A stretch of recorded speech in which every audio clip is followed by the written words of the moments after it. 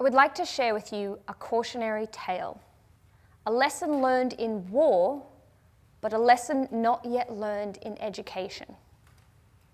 The story begins with Robert McNamara, widely regarded for his command of economics and statistics, a Harvard Business School graduate, a US Army captain whose statistics shaped key missions of World War II.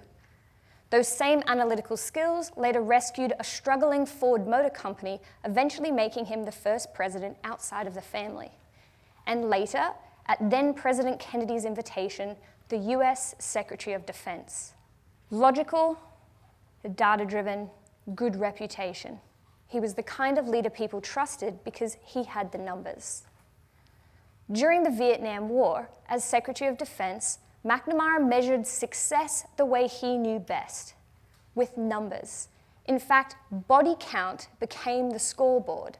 As long as the other side suffered more casualties, then victory would be assured. On paper, the numbers painted a picture of progress, but on the ground, the war was slipping out of control. See, this excessive emphasis on narrow metrics led to manipulation and distortion. Reports told leadership what they wanted to hear. Bodies were recounted to inflate the daily numbers. And the gaming of data was rewarded with promotions and ranking. McNamara eventually realized too late that this strategy was fatally flawed. He and others who were entrusted with people's lives learned a hard truth. Numbers can lie. They can be bent, distorted, and stripped of context. And when we only measure what's easy to measure, the story becomes deceptively distorted, because what counts can't always be counted. Quantitative measures have limits, especially in complex, unstable, and constantly shifting contexts. And when we attempt to evaluate large landscapes through snapshots of information, we can miss the broader picture. And, as McNamara also came to realize, human beings and their actions don't always fit into neat little predetermined boxes and spreadsheets. Motivations change, technologies and resources change, times change. No doubt McNamara was a clever and capable man, but his name became synonymous with a mindset so seductive yet so dangerously flawed that sociologist Yanklevich later called it the McNamara fallacy. The first step is to measure whatever can easily be measured. This is okay as far as it goes. The second step is to disregard that which can't be easily measured or to give it an arbitrary quantitative value. This is artificial and misleading. The third step is to presume that what can't be measured easily really isn't important. This is blindness. And the fourth step is to say that what can't be easily measured really doesn't exist. And well, this is dangerous. The uncomfortable truth is that the McNamara fallacy lingers, not in our battlefields, but in our classrooms. Because we too have built whole systems that attempt to depict success from what's easy to measure. Grades, test scores, rankings, procedures. They're easy to count, easy to record, easy to judge, even if they tell an incomplete story. Let's take mathematics, for example, the very school subject we often think as being defined by numbers. The typical mathematics test assesses what's easy to measure. Can the student recall a formula? Can they repeat an isolated procedure that was drilled repeatedly in class? Can they produce a single correct answer under time pressure? Occasionally, a contrived storyline might be added, building a school garden, designing a water slide, or calculating how many apples Betty bought this week. But underneath, it's still the same. Tick, cross, easy to count, easy to record, easy to judge. Now, if this narrow, mechanical version of mathematics sounds familiar, know that this is not the whole story of mathematics, but the McNamara fallacy at work in classrooms, eroding many students' experiences of the subject.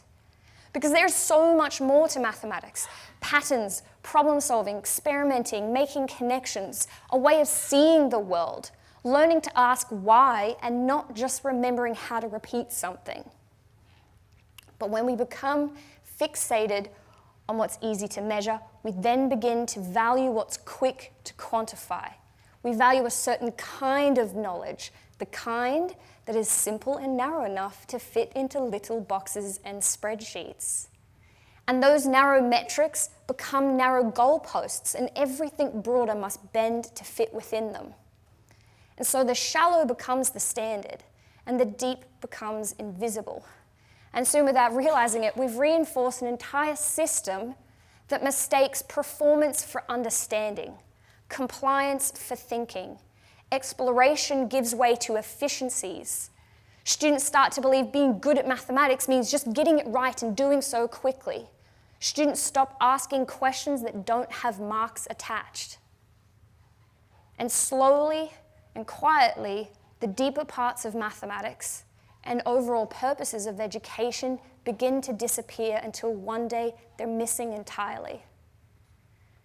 We also see the fallacy at work when we then further arbitrarily reduce students to letters, dots, and percentages that fail to capture the deeply complicated nature of human growth and learning. Fun fact, A, B, C, D, E grades were adapted from systems designed to grade cattle and lumber. And yet, hollow symbols like these carry so much weight, as far too many come to see them as a measure of their own worth, including a perceived validation of their own worth. And it doesn't stop there. The systems tell teachers that their professional worth lies in these same narrow metrics. And when teachers are measured this way, education becomes performative, and numbers, once tools, become targets. And soon we all start believing that these narrow metrics tell the whole story. They publish league tables and arbitrarily rank children and schools based off simplistic conclusions. Numbers are used to fearmonger and shame, and then we act surprised when distortion follows. We act surprised when so many people feel alienated and anxious about mathematics. People begin to believe that they'll never find success in mathematics, accepting this as the reality instead of questioning the system. And this is my research area. What does success actually mean in mathematics education? In a national study I conducted, Australian primary and secondary teachers were very clear that success is not found in scores and grades. In fact, success is an entirely different concept to achievement and performance. Success lies in students' productive dispositions towards mathematics, their willingness to have a go, take risks, persistence, curiosity, developing a relationship with mathematics at the foundation of a broader mathematical proficiency. Furthermore, chasing achievement and performance doesn't guarantee success, but focusing on success, developing those productive dispositions, it's said that the numbers tend to take care of themselves. Because success lies in the process, not the standardized product. And this work extends beyond Australia. Preliminary findings of international contexts suggest that teachers around the world are describing success in remarkably similar ways. So while this research continues to evolve and new paths are explored, one thing is already very clear. Success may not be found in clinging to what's easily measured and easily quantified, because what counts can't always be counted. Education shapes every future, personal and societal. But when we reduce people to the quantifiable, we shrink both individual capacity and collective possibility.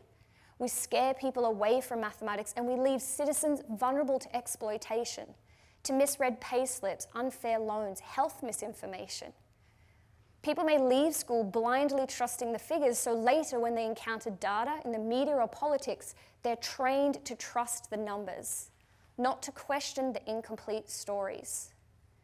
And this is more than just education. The McNamara fallacy, the logical yet flawed tendency to draw conclusions from what's easy to measure and disregard that which is harder to quantify lives in many fields.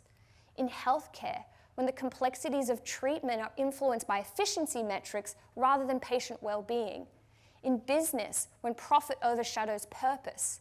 In academia, when contribution is reduced to citation counts and publication lists, as if these are measures of the work that we do. We no longer live in the Industrial Revolution, so why do we cling to factory mindsets? Systems built to produce compliance and control fit for the world behind us, but not the one ahead. We say we want creativity and critical thinking, but we reward recall and routine. We talk about lifelong learning, but we default to short-term performance. And so the McNamara fallacy lives on, not in the data dashboards and the reports, but in the way that we continue to confuse what's easy to count with what truly counts. And no, this is not a call to abandon data and metrics, but to restore perspective. To recognize that an excessive emphasis on the easily measurable will not tell us the complete story and how what disappears in the process can cost us dearly. McNamara learned this lesson, and it is time that we learn this lesson too. But before we rush to Band-Aid fixes, we must first learn to see the fallacy in our institutions, in our policies, in our own ways of thinking, to recognize the limits of crude metrics and how they shape the choices we make, the questions we ask, and what we choose to value.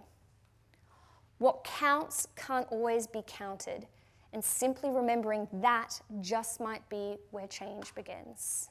Thank you.